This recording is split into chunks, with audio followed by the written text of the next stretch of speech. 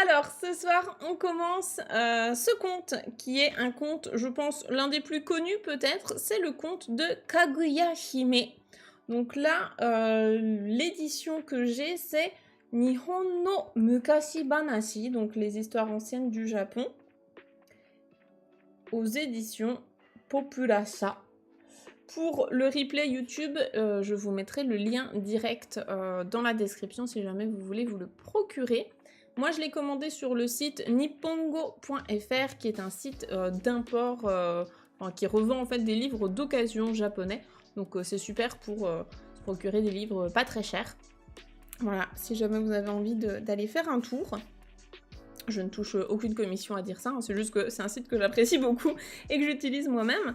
Donc ce petit bouquin, eh bien c'est un livre pour enfants, hein, bien sûr, pour enfants japonais de base. Et grâce à lui, eh bien, on va découvrir ensemble l'histoire de la princesse Kaguya, que vous connaissez peut-être parce qu'il y a un film d'Ghibli à ce sujet. Donc si jamais vous connaissez déjà l'histoire, du coup ça va pouvoir vous aider à comprendre le texte. Si vous ne la connaissez pas encore, il n'y a pas de souci, on va décortiquer toutes les phrases ensemble pour que ça vous paraisse le plus clair possible. Voilà. Donc ça c'est la couverture. Sur la couverture, on voit qu'il y a marqué le nom, donc Kaguya Hime. Kaguya Hime. Ici il est écrit en hiragana, probablement parce que c'est vraiment destiné à des petits enfants japonais. Hein. Vous allez voir à l'intérieur dans le texte, il n'y a quasiment pas de kanji. Donc c'est super pour justement les débutants qui se lancent dans l'apprentissage des kanas. Là vous allez pouvoir vous exercer à la lecture en kana. Et ici le mot qu'il faudra retenir c'est Hime. Hime qui veut dire la princesse et Kaguya en fait c'est son prénom. Voilà, donc c'est la princesse Kaguya. Donc ce que je pense faire pour ce conte, c'est le séparer en 3 parties. Donc là, aujourd'hui, on va faire la partie 1, et puis comme ça nous tiendra encore un petit bout de temps. Alors, on est parti. Vous allez lire avec moi. Je vais lire tranquillement. Et normalement, si vous avez déjà suivi d'autres contes, vous allez rapidement retrouver les mêmes mots de vocabulaire, les mêmes expressions, tout ça. Si c'est votre premier conte, je vais quand même tout expliquer. Donc, essayez de lire avec moi à voix haute, hein, si possible, si vous êtes tranquillement installé chez vous. On lit ça ensemble, donc on commence en haut à droite. Allons-y pour la première phrase. Mukashi, mukashi, aru tokoro ni, oji-san to oba-san ga sunde imashita. Je la relis un petit peu plus vite pour qu'on comprenne peut-être mieux ce qui se passe. Mukashi mukashi, aru tokoro ni, oji-san to oba-san ga sunde imashita. C'est le cliché du début de conte en japonais. On voit ça quasiment à chaque début d'histoire. Je vous refais quand même le topo si jamais c'est votre premier conte. Donc mukashi, ça veut dire autrefois. Mukashi mukashi, c'est une formule type il était une fois, il y a fort longtemps, autrefois. Aru tokoro ni, tokoro c'est un lieu, un endroit. Aru tokoro ni, ça veut dire dans un certain endroit, hein, un certain endroit. Qu'est-ce qui se passait? Eh bien, oji-san, un vieillard, to et oba-san, une vieillarde, une vieille femme, ga sunde imashita, le ga ici c'est la particule de sujet. Et le verbe à la fin, c'est sundeimasu, sundeiru, habiter. Donc, il y a fort longtemps, dans un certain endroit, il y avait un papy et une mamie, ou un vieillard et une vieillarde, qui habitaient, du coup là, qui habitaient dans un certain endroit. C'est ça, c'est la base. La base de tous les contes en japonais, c'est le petit papy et la petite mamie qui habitent quelque part. Ok, maintenant qu'on sait ça, on est très content. Ce qui nous intéresse, c'est qu'est-ce qui se passait. Alors, on va lire ensemble la suite. Oji-san wa yama de take o tori, kago ya zaru o ande kurashite ita no de, taketori no oji-san to yobarete imashita. Alors ici, il y a du vocabulaire plus compliqué. Pas de panique, tout va bien se passer. Comme d'habitude, si vous êtes grand débutant, ce que je vous invite, c'est à retenir le vocabulaire qui est vraiment très courant. Donc je vais vous l'indiquer. Ici, déjà, on parle de Oji-san, donc le petit papy, le vieillard. En ce qui concerne le petit papy, qu'est-ce qu'il faisait? Eh bien, Yama. Yama, ça, c'est la montagne. Donc c'est un mot à retenir. On remarque d'ailleurs que c'est l'un des seuls kanji qu'on a dans l'histoire. Hein. C'est un kanji très simple, donc la montagne. Yamade take. Donc take, c'est pareil, c'est un kanji que les enfants japonais apprennent très vite. Nous, en tant qu'étrangers, il est un petit peu moins utile, mais on peut quand même le retenir. C'est le bambou. Donc le bambou, take o tori. Donc en fait, il partait récupérer du bambou, hein, prendre du bambou. Donc dans la montagne, il va récupérer du bambou. Et ensuite, kago. Est-ce que quelqu'un connaît ce mot? Qu'est-ce que c'est un kago? Zaru, c'est un mot encore plus rare. Ça m'étonnerait que quelqu'un sache ce que c'est. Ah, bravo! Bravo, effectivement. Donc, kago, c'est tout ce qui est panier. Ça peut être aussi, cage un peu. Hein. Mais là, c'est plutôt panier. Donc, des paniers et des zaru. Les zaru, ce sont les petites passoires style tami qu'on fabrique du coup en bambou. Hein.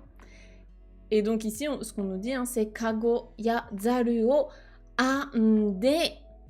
Ande, qu'est-ce que c'est que ce verbe? Même si vous ne le connaissez pas, vous pouvez peut-être retrouver, ici c'est la forme en T, on peut essayer de se demander, ben tiens, c'est quoi sa forme dictionnaire? Alors, amu, ouais, c'est ça. C'est amu, le verbe de base. Donc c'est amimas.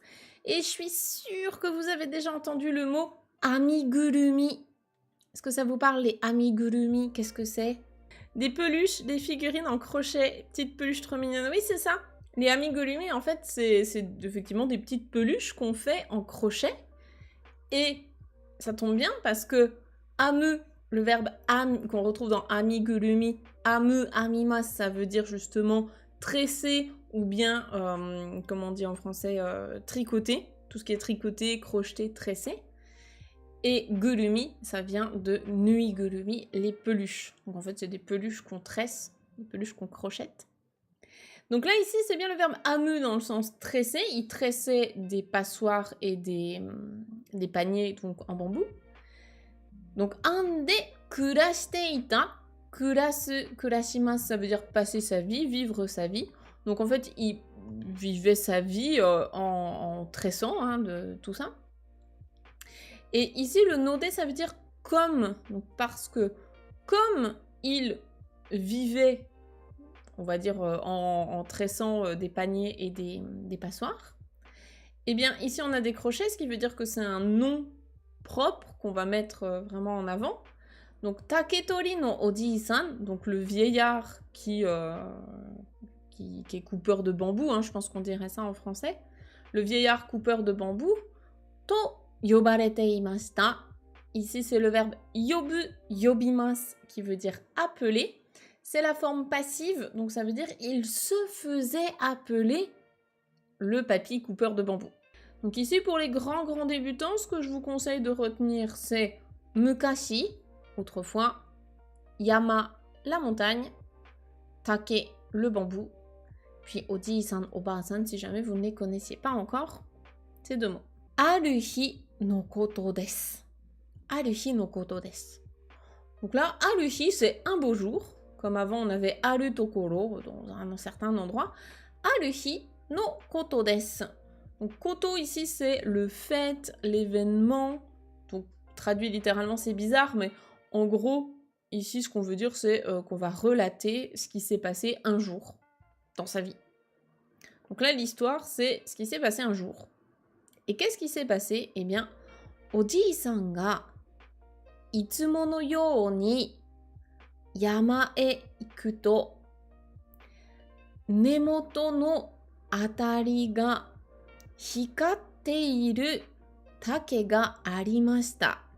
Alors, dans cette phrase, je vais vous faire bosser un petit peu. Est-ce qu'il y a certaines personnes, certains élèves ici qui reconnaissent peut-être des mots, des choses? Yes, bravo Steph, t'as reconnu Itsumo no you ni. C'est ça, exactement. Donc, itsumo no yoni, ça veut dire comme toujours, comme d'habitude.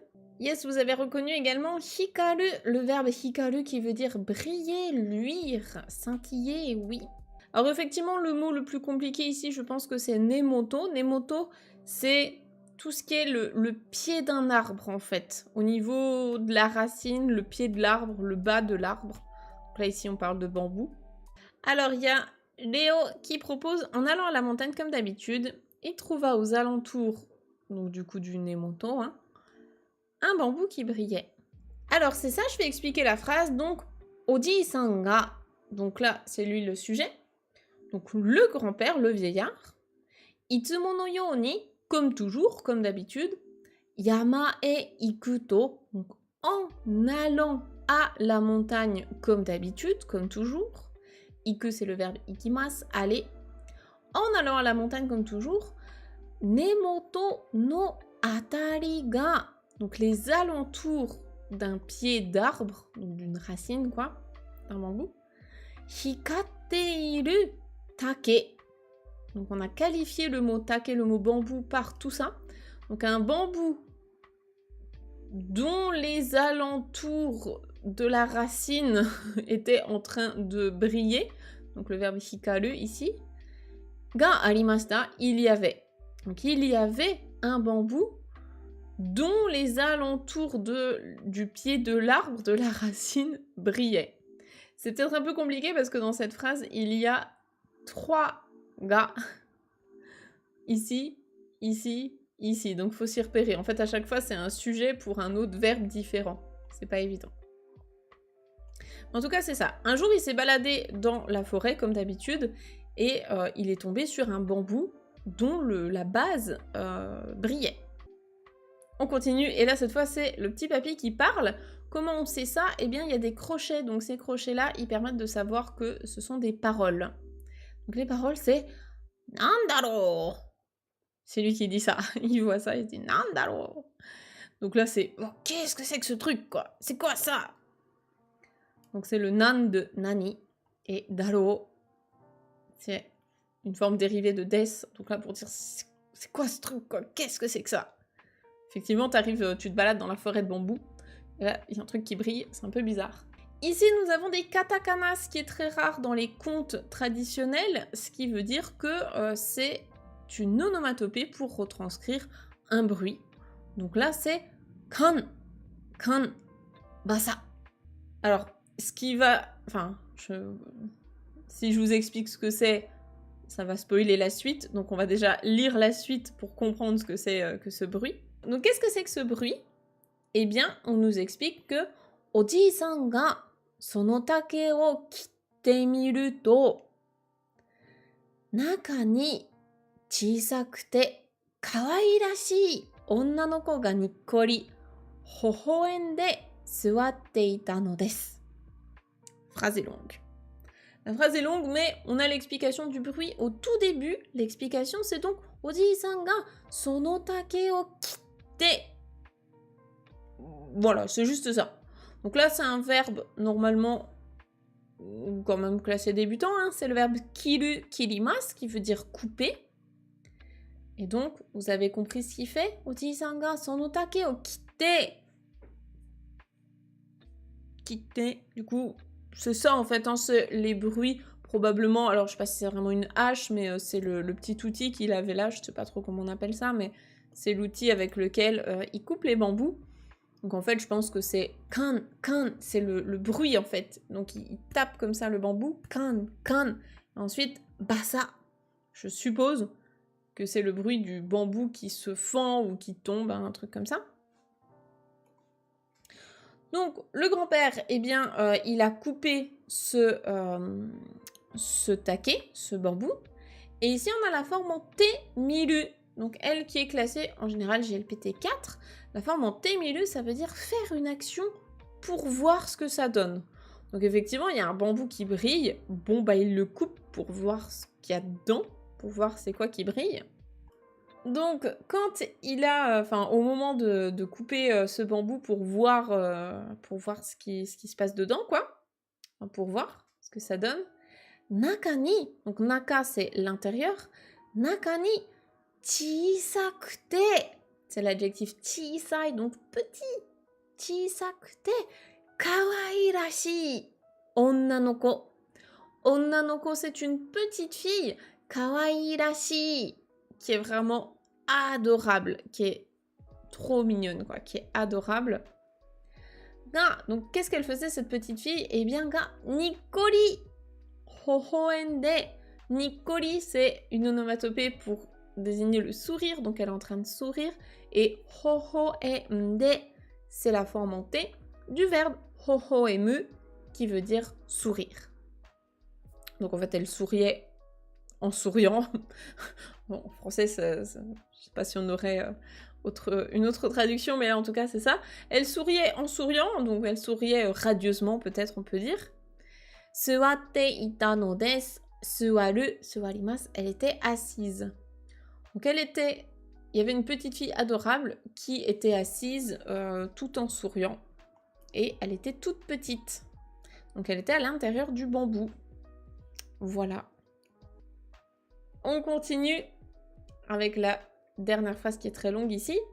C'est Taketori no oji-san wa taisou odorokimashita ga sono chisana onna no ko o te no hira ni nosete taisetsu ni ie ni tsurete kaerimashita. Là, c'est pareil, je vais vous laisser chercher le vocabulaire que vous connaissez. Probablement des élèves plutôt dans la formation N4 ou de ce niveau-là, parce qu'on a des mots un petit peu plus avancés. Ouais, super, et vous connaissez plein de choses, en fait. Là, je pense que vous pouvez à peu près tout traduire, en fait. Hein. Mis bout à bout, vous avez toutes les infos. Super. Alors, on va regarder ça ensemble. Donc, Taketori no oji-san, hein, le papy coupeur de bambou, wa taiso. Alors ça, c'est peut-être pas un mot très courant. C'est un petit peu comme totemo, en fait. Hein. C'est très, considérablement, très, beaucoup, tout ça. C'est plus formel que totemo. Je pense qu'en français, donc, avec odorokimashita, donc il a été surpris. Je pense qu'en français, on pourrait dire il a été fort surpris. Quand on dit fort surpris, en français, ça sonne plus soutenu que très surpris. Et que les Belges, je pense qu'ils vont dire fort surpris sans que ce soit. Pardon, sans que ce soit forcément trop formel. Mais en français, ça sonne un peu formel, je trouve, de dire ça. Donc il a été fort surpris, odorokimashita, ga, mais sono chisana onna no ko o, donc cette petite fille, o te no hira. Te no hira, c'est le plat de sa main, c'est la paume de la main. Te no hira ni nosete, c'est le verbe noseru, ça veut dire faire monter. Donc tu prends quelqu'un et tu le mets dans un véhicule. Là, en l'occurrence, tu le mets sur le... Enfin, comme elle est toute petite, on la prend et on la met sur le plat de la main, dans la paume de la main. Et taisetsu ni ie ni tsurete kaerimashita. Donc tsurete kaerimashita, il est rentré. Donc kaerimasu, hein, c'est rentrer à la maison. Tsurete, c'est la raccompagner, enfin l'emmener en fait. Il l'a prise et l'a ramenée à la maison. Donc ie, c'est la maison. Et taisetsu ni, ça veut dire qu'on y fait attention. C'est l'adjectif taisetsu qui veut dire important ou précieux. Et là, comme il est avec un ni, il se transforme en adverbe, donc ça veut dire faire quelque chose avec précaution, y faire très attention. Donc très précautionneusement, il l'a ramené à la maison en l'ayant fait monter dans la paume de sa main. Voilà pour cette nouvelle page. Est-ce qu'il y a des questions ici? Ça a l'air d'aller de votre côté, c'est que tout était clair. Parfait. Alors allons-y, lisons ensemble cette petite phrase, elle est très courte. Hanashi o kiita oba-san mo o yorokobi. Je vous laisse traduire. Pour moi, celle qui a la meilleure traduction ici, c'est Angela. Pourquoi? Parce que c'est la seule qui a tenu compte du fait qu'on a qualifié la grand-mère avec Kita. C'est pas Kite, c'est bien Kita. Donc ça veut dire la vieillarde ou la mamie qui a entendu l'histoire. Elle aussi, elle est ravie, elle est super heureuse. Si c'était Hanashi o Kiite, là ce serait plutôt, voilà, en entendant l'histoire. Donc là, c'était une bonne traduction, bravo. Alors, Hanashi, j'explique le vocabulaire. Hanashi, c'est une histoire. Kiita, ça vient du verbe kiku, kikimasu, qui veut dire écouter. Ici, entendre, écouter, hein. C'est toujours un peu entre les deux notions. On pourrait dire qu'il a écouté l'histoire du vieillard. La particule mo, ça veut dire aussi. Yorokobi, ça veut dire la joie, être heureux. Et oh, yorokobi, ça veut dire une grande joie. Donc, peut-être en français, elle est ravie. Elle est vraiment extrêmement heureuse. Tout comme le vieillard. Ici, on a des paroles. Donc, c'est la mamie qui va parler. Alors, attention. Petite voix de mamie, c'est parti.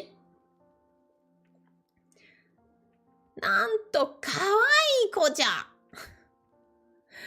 Nanto kawaii ko-ja. Nanto kawaii ko-ja.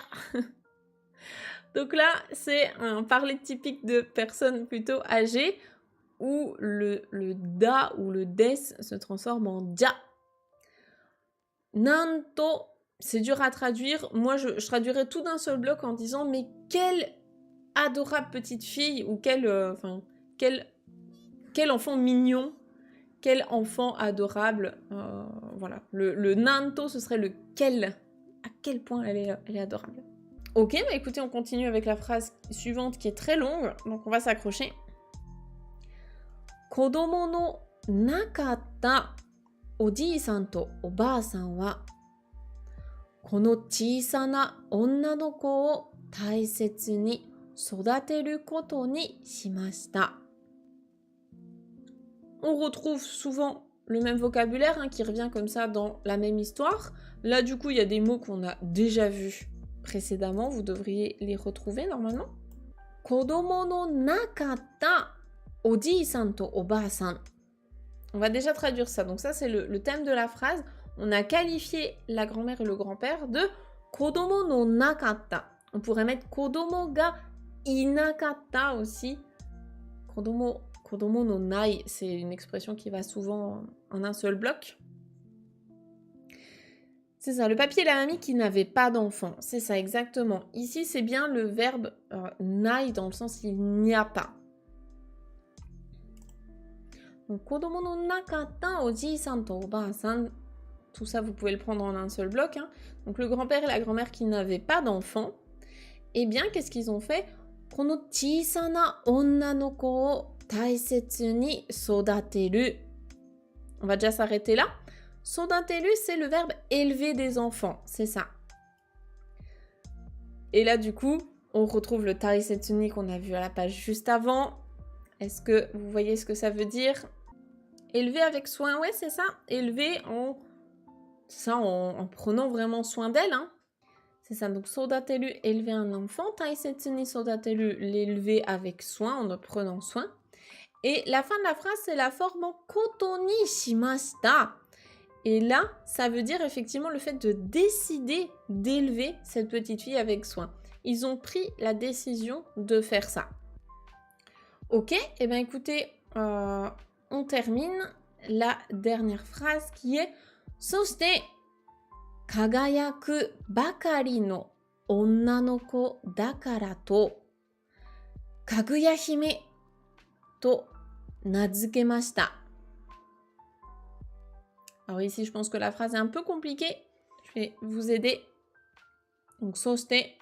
Et puis, on donne une autre info. Kagayaku. Kagayaku. Ça, on l'a vu dans la chanson d'Aladin, justement, quand on parlait des étoiles, tout ça. Donc, kagayaku, c'est le fait de briller, luire, scintiller, etc. Kagayaku bakari. elle ne faisait que luire, elle était tout le temps en train de scintiller, la petite, hein, on voit sur l'image, là, elle brille, là aussi. Donc, kagayaku bakari no onna no ko dakara to, parce que, du coup, c'était une petite fille qui ne faisait que briller, scintiller, eh bien, Kaguya Hime to nazukemashita. Nazukeru, c'est nommer quelqu'un, donc lui donner un nom. Et comment est-ce qu'ils l'ont appelé? Comment est-ce qu'ils l'ont nommé? Eh bien, Kaguya Hime. Kaguya, effectivement, ça vient justement de Kagayaku. Ça vient du japonais un peu plus ancien pour dire justement briller, luire, scintiller, tout ça. C'est ça. Donc en fait, ils l'ont appelée la princesse Kaguya parce que du coup, elle brille, elle scintille, elle luit. C'est pratique hein, comme veilleuse quand t'as pas l'électricité. Ok, et ben écoutez, on va continuer, je pense. On va se faire encore cette page et la page d'après, histoire d'avancer un petit peu.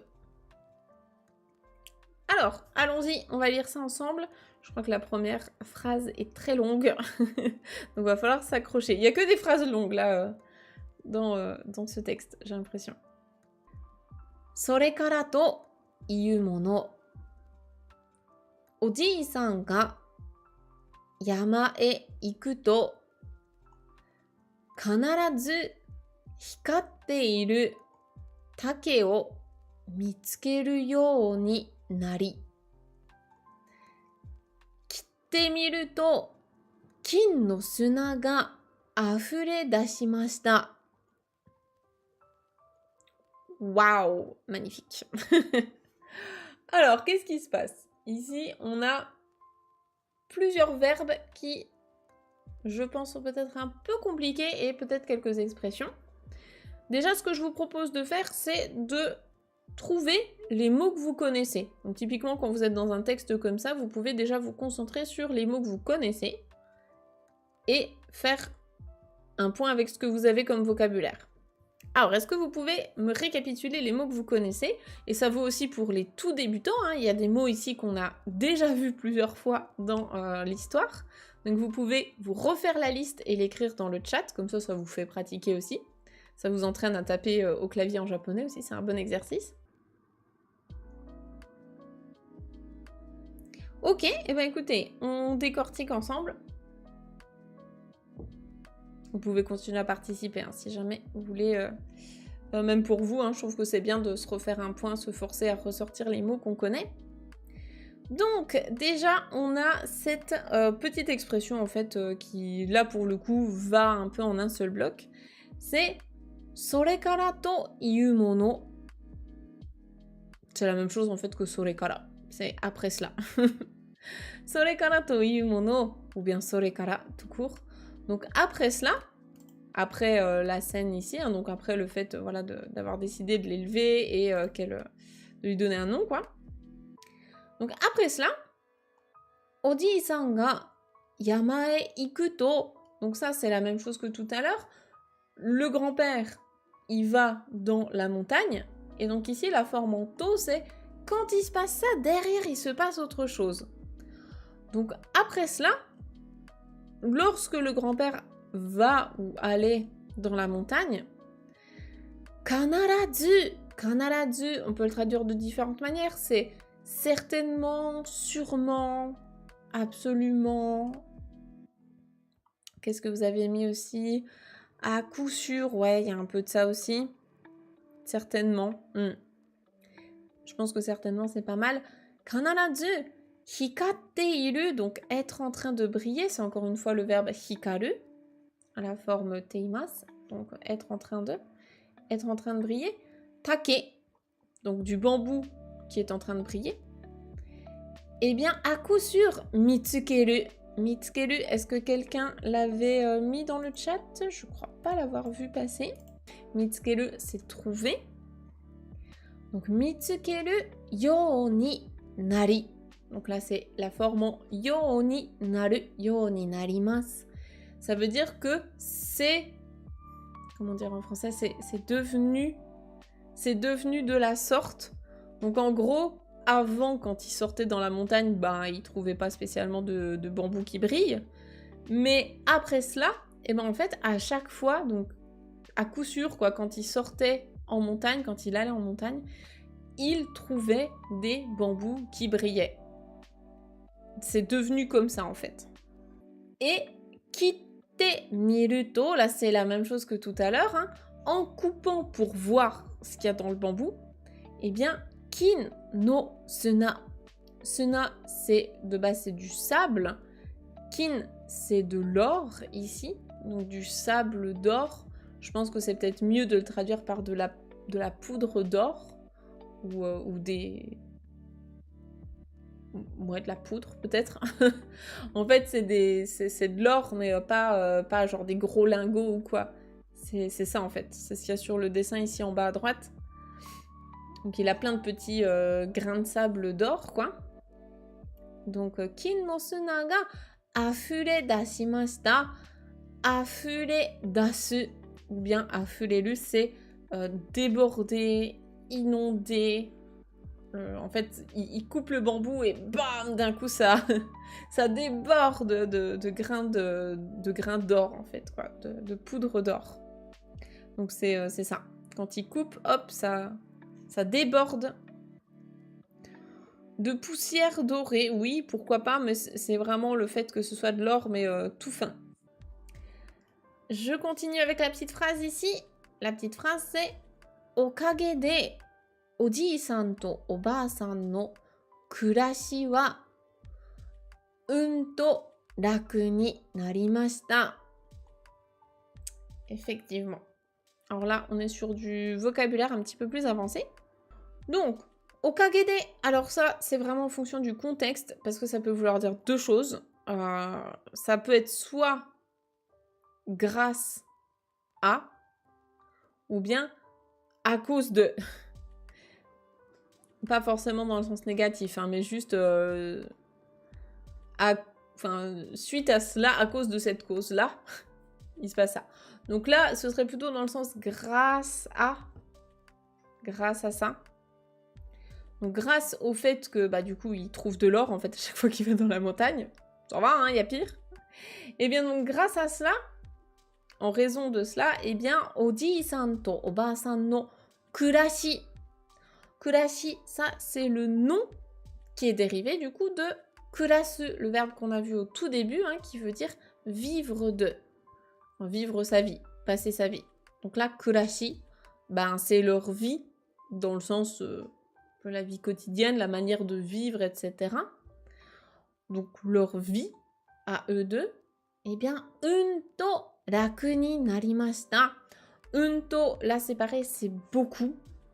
Encore une fois, pas forcément la version la plus courante de beaucoup, hein. C'est comme totemo. To raku. Raku, c'est l'adjectif pour dire confortable. Ou bien ici peut-être dans le sens aisé, donc leur vie elle est devenue vraiment, vraiment confortable et aisée. Hein. Raku ni narimashita, le verbe c'est naru, narimasu. Donc grâce à cela, grâce au fait que du coup ils trouvaient de l'or, eh bien leur vie, elle est devenue très confortable, très aisée. On continue ici avec la dernière phrase de cette page. Alors, la dernière phrase en question, vous pouvez essayer de la lire avec moi, c'est Yagate Kaguya hime wa sore wa utsukushii toshigoro no musume to narimashita. Alors il y a quelques mots peut-être un peu plus durs. Yagate, celui-là on le voit souvent. On le voit très très souvent dans quasiment tous les contes. Est-ce que vous en rappelez de ce petit Yagate? Yes, bravo Eric. Tu l'as. Bien joué. Bien joué, bien joué. Je crois que la dernière fois, vous l'aviez tous oublié, alors. Bravo. Donc, Yagate, c'est... Alors, toi, tu l'as mis dans le sens plutôt au futur, bientôt sous peu. Je pense qu'en français, c'est du futur. Là, moi, je vais le mettre plutôt au passé, comme on raconte l'histoire. C'est au bout d'un certain temps, finalement, au bout d'un moment. Hein? Ouais, finalement, au bout d'un moment, quoi. Donc, au bout d'un moment, eh bien, Kaguya Hime, donc la princesse Kaguya, wa, sore wa utsukushii. sorewa, ici c'est pour dire, encore une fois, très, mais dans le sens vraiment extrêmement. Extrêmement utsukushi. Donc belle, magnifique, ravissante. Donc la princesse Kaguya, très, extrêmement ravissante, extrêmement belle. Toshigoro no musume. Ça, tout ça, ça va ensemble. C'est une expression en un bloc qui veut dire qu'une jeune femme atteint l'âge de se marier. Donc, elle a atteint, donc to narimashita, elle a atteint l'âge de se marier et donc elle est devenue extrêmement belle. Ici, petite explication sur le verbe narimas. Ici, il est avec la particule to. Tout à l'heure, on l'a vu, raku ni narimashita avec la particule ni. De base, vous le verrez plutôt avec la particule ni, hein, c'est l'usage le plus fréquent qui colle à tout. Si vous mettez to, ça peut sous-entendre plusieurs choses. Ça peut sous-entendre d'une que la transformation est irréversible. Donc là, en l'occurrence, du moment que tu as atteint l'âge de te marier, tu peux plus faire machine arrière, donc c'est irréversible. Ou bien, ça peut aussi sous-entendre que c'est un peu le stade final de quelque chose. Genre, t'es devenu, tu vois, t'as gradé dans l'entreprise et t'es devenu le boss, le boss suprême, le shacho, le boss de l'entreprise, le CEO. Bah, tu peux pas aller plus loin. C'est un peu l'état final, quoi, le boss final. Ça sous-entend ça, le to naru. To narimasu. Elle me fait rire, moi j'adore sa tête là sur l'image, elle a l'air tellement blasée. On comprend qu'ils veuillent un peu faire la beauté épurée, tout ça à l'ancienne et tout, mais elle a l'air juste blasée en fait. Ok, on arrive sur la dernière page pour aujourd'hui. Alors allons-y pour notre dernière page. Encore une fois, une phrase très longue aujourd'hui. En même temps, elles sont longues. En vrai, c'est parce qu'il n'y a pas de kanji. Hein, parce qu'avec les kanji, ça raccourcirait beaucoup la phrase. Ça prendrait moins de place. Alors, qu'est-ce qu'on nous dit ici? On nous dit Kaguya Hime no utsukushisa wa miyako no hyouban ni nari takusan no wakamono ga oyome-san ni moraitai to moshikonde kimashita. Alors ici, on change un peu de champ lexical. On a d'autres mots qui arrivent. Donc, déjà, on commence par Kaguya Hime no utsukushisa. Utsukushisa, je pense que vous reconnaissez le mot qu'on a vu juste avant. Utsukushi-i. Utsukushi-i, c'était l'adjectif en i. Pour dire beau, belle, jolie, etc. Utsukushisa, si le i se transforme en a, ça, c'est pour le transformer en nom. Donc ici, c'est la beauté. Donc la beauté de la princesse Kaguya, eh bien, Miyako. Miyako, c'est le mot un peu à l'ancienne hein, pour dire la capitale. Donc Miyako no hyouban ni nari. Donc là, c'est encore une fois le verbe naru, narimasu. On a enlevé le mas pour pouvoir l'enchaîner de manière un petit peu formelle. Et donc, hyouban, c'est sa réputation. Hyouban, donc Miyako no hyouban ni nari. En fait, ça, ce qu'on veut dire ici, hein, c'est que la beauté de la princesse, c'est devenu, voilà, c'est devenu célèbre en fait à la capitale. Hein, ça a fait sa réputation à la capitale. Donc, sa beauté, eh bien, elle est devenue, voilà, réputée, hein, tout à fait, à la capitale. Et donc, takusan no wakamono. Wakamono, ce sont des jeunes gens, des jeunes personnes. Takusan, beaucoup, hein, beaucoup de jeunes personnes, en l'occurrence ici des jeunes hommes, ga oyome-san ni moraitai. Est-ce que vous connaissez le mot oyome-san? Oyome-san. Oyome-san, ouais, la fiancée, l'épouse en fait. Hein. L'épouse de quelqu'un.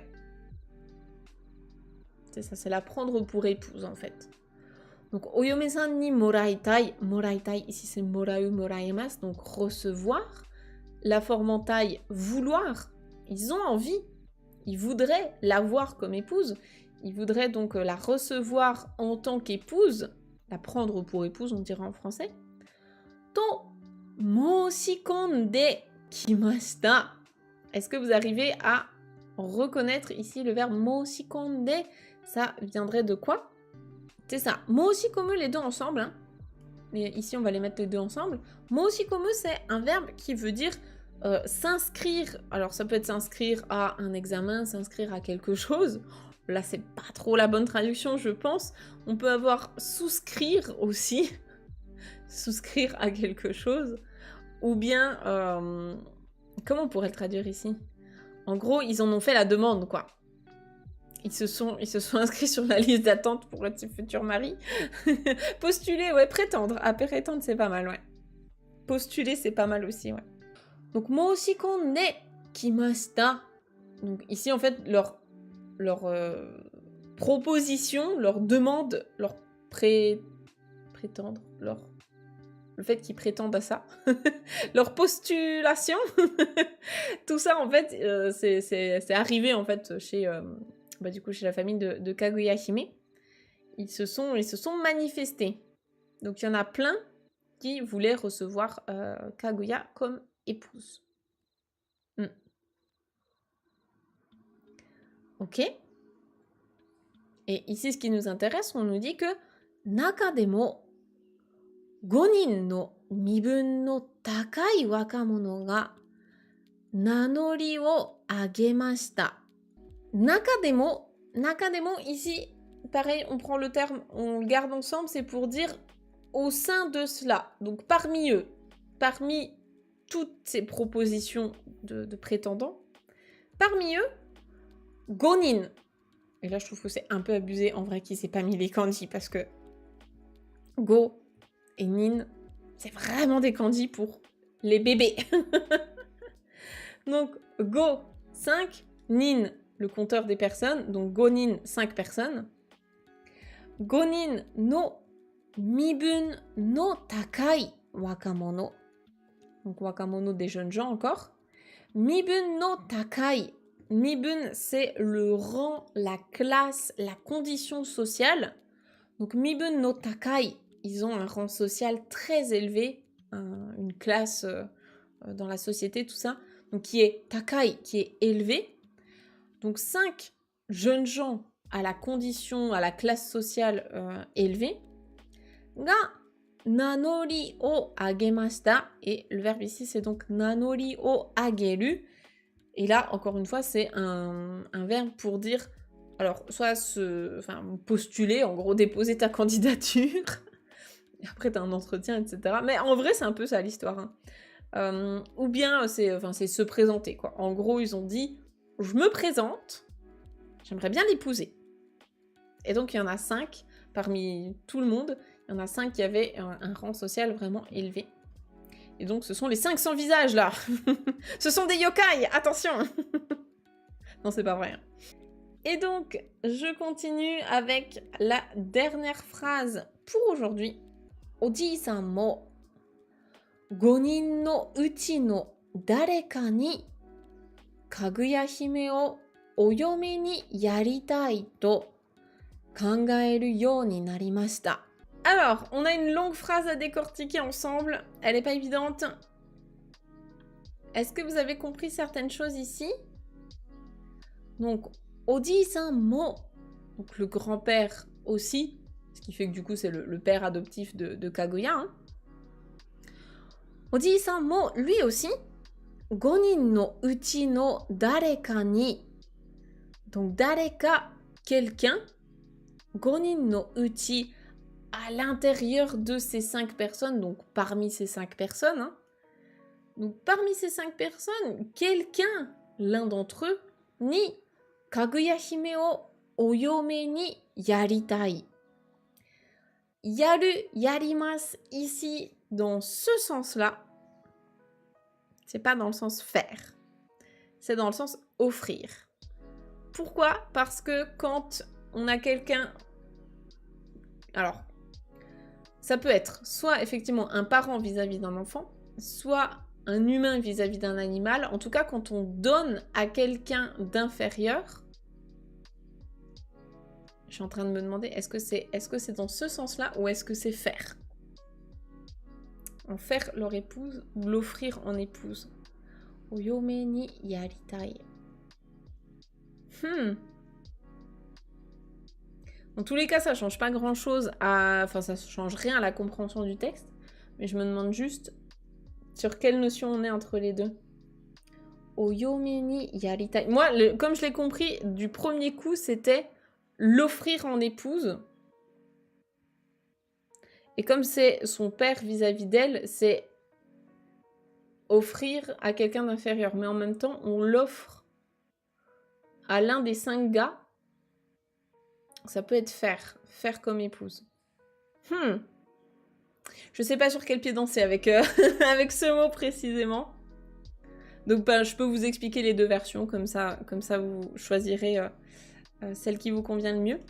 Donc yaru, effectivement, c'est soit le verbe faire, enfin c'est une autre manière de dire faire. Je vous mettrai aussi pareil un lien entre la différence entre suru et yaru. Et sinon, yaru, c'est aussi offrir à quelqu'un d'inférieur, donc par exemple un parent vis-à-vis d'un enfant. Donc oui, pardon, le résultat est le même, effectivement. C'est juste que là, c'est l'une des deux, quoi. Bah, le thème, c'est le père, oui. C'est Oji-san. Mais il offre la main à une de ces personnes. En fait, c'est le ni qui m'embête, parce que du coup, il offre à qui? Donc à quelqu'un parmi les 5.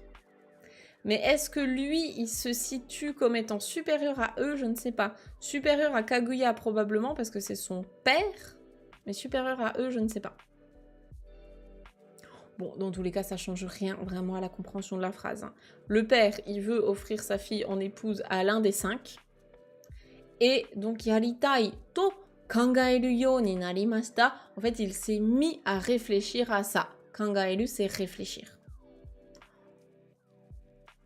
Supérieur par l'âge, oui, mais eux, ils sont vraiment de mibun no takai. Ils ont vraiment une condition, un rang social qui est élevé.